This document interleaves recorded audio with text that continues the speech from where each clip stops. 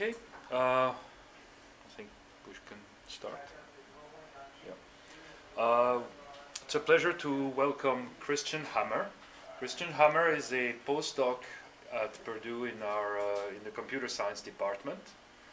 His PhD work was on information flow analysis for Java, and he has done program analysis research mostly for Java in the past.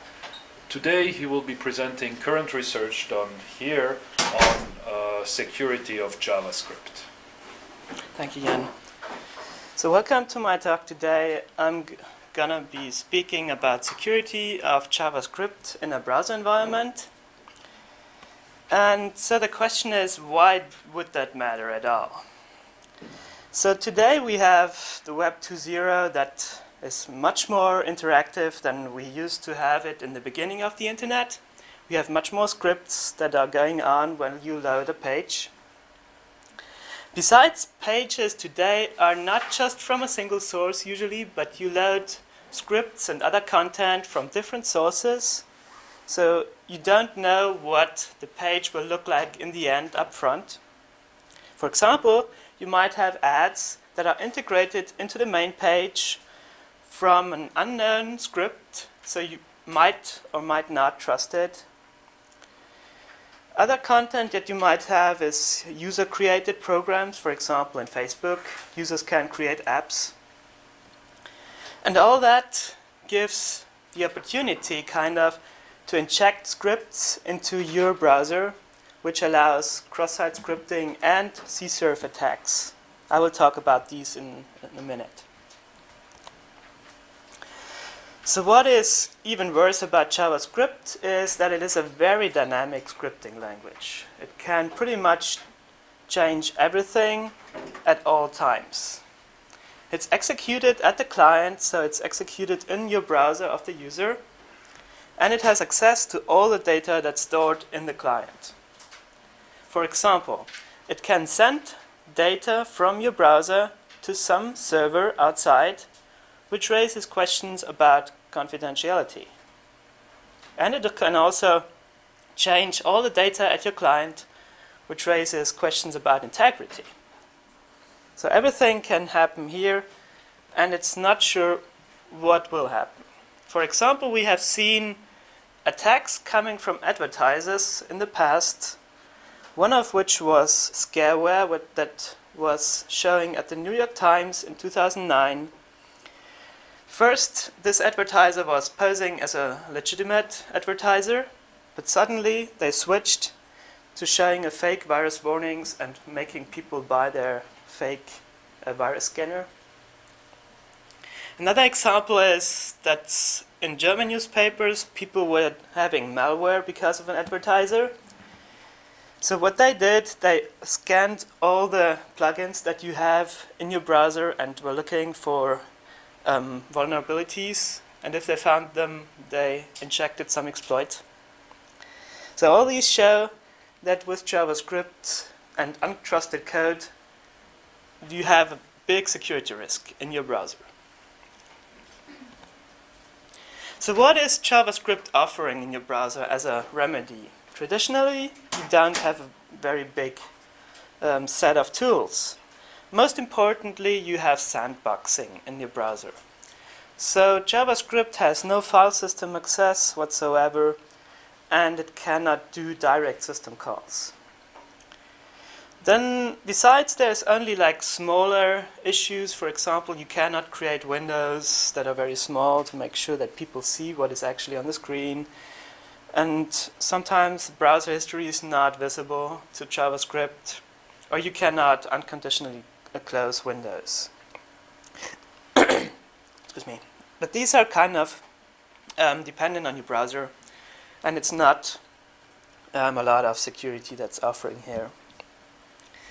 The most important security mechanism in your browser is the same origin policy. It guarantees isolation of documents, and it says that only the site that stores some information in your browser may later read or modify that information.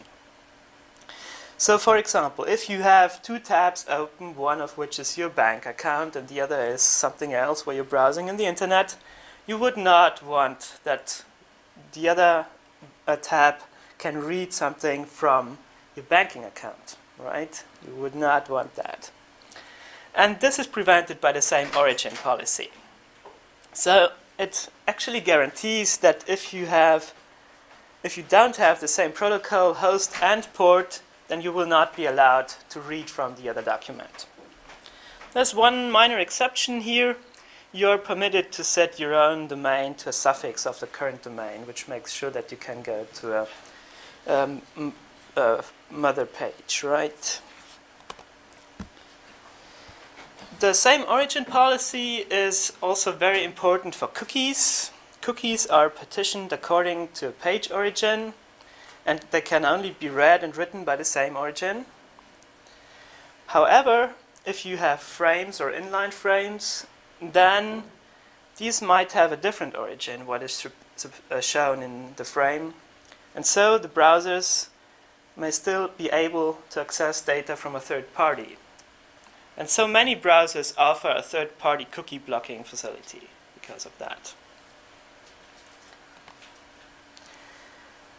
And as a last issue, what I wanted to show you is the top 10 of the website problems out there. There's an organization that's called OWASP that is looking for vulnerabilities in browsers and web-based applications. And that top 10 security list is started with code injection.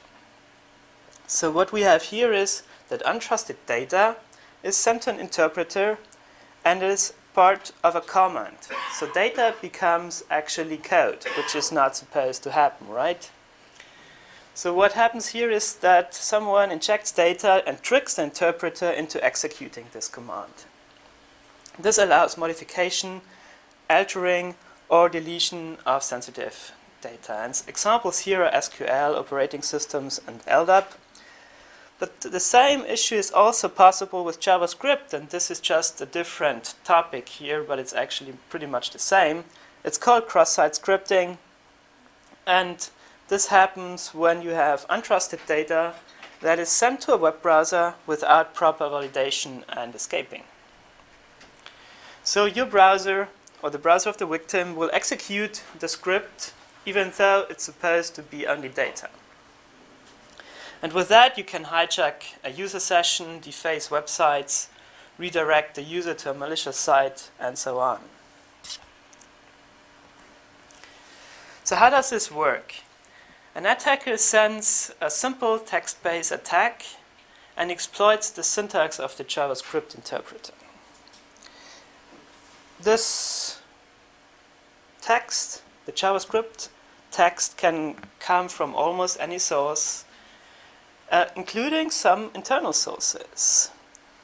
And the injection flow will only show up when the data is sent to your browser. As an example, I have here a small script. Unfortunately, I cannot use the mouse here. So if you have a script that changes the document location to some site that the attacker controls, they can insert the document cookie and steal your credentials of the site that you're currently browsing when you're logged in, obviously, right?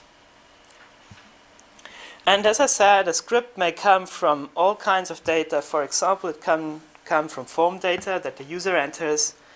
It can come from unprotected file system resources. It can even come from a database where you stored it previously, or from a cookie value.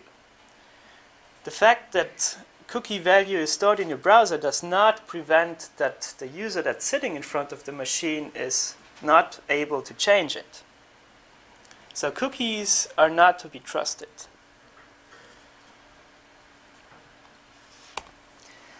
Another topic in the top 10 of security risks out there is cross-site request forgery, called CSRF. And here it's very similar. You have some code injection. And this code injection sends a forged HTTP request from a logged-in victim's browser. And browsers, when you're logged in, they will also send the victim's session cookie and other credentials along with the HTTP request. So for the web application, this sounds as if these are legitimate requests. They cannot differentiate. So how does this happen? An attacker creates a forged HTTP request. This is, as I said, automatically using the user's credentials if you're authenticated. And you can use cross-site scripting or other techniques to send the request. And usually it's very easy to predict the details of a transaction because they are usually always the same. They just take some parameters and you have to fill them in. So if you're able to inject the script, you're pretty much able to do everything that a logged-in user is able to do. Other attacks you can do with JavaScript is to include code from a trusted source, supposedly trusted source, I would say. Like we have seen, ads are not always trustworthy. But there's also other issues here. For example, there's apps in your operating system for the widgets or other programs that use JavaScript, and they are executed in the browser, or at least in the browser session. So they could do pretty much the same as I have been describing before. And the browser offers no sandboxing of the original hosting code against the third-party code. So they actually happen in the same global namespace, and everything is accessible and alterable by the external code. And I have a short demo that illustrates that. So here we have a typical login window where you're supposed to use username and password. And this is a page that's composed of the host and an advertiser. You cannot see an advertisement here, but there's another advertiser here available. So if I just type in something and log in, I would assume that this goes to my site because this is where I'm logging in. But unfortunately, this is going to a different server which has been changed by the JavaScript advertisement. So they changed the server that is the data is being sent to this evilxy.com. That's what the advertisement did. This is like a 10-line of code JavaScript example. And another idea here would be to see some credentials. And what you could do here is you type something in, and even before you send it out, the advertisement can actually read everything that's in the document, and you can see down here that this is exactly the thing that I already typed in. So even before sending it out, an advertisement can read everything that's in a document. Oh, there's a question here? I have a question that refers to that. Oh, yes. You said that, so the JavaScript changed the host that the credentials being sent to? Right. So did they have to bypass some more policy to do that for that attack? No, because they are ending up in the same document. That's what I said. They happen in the same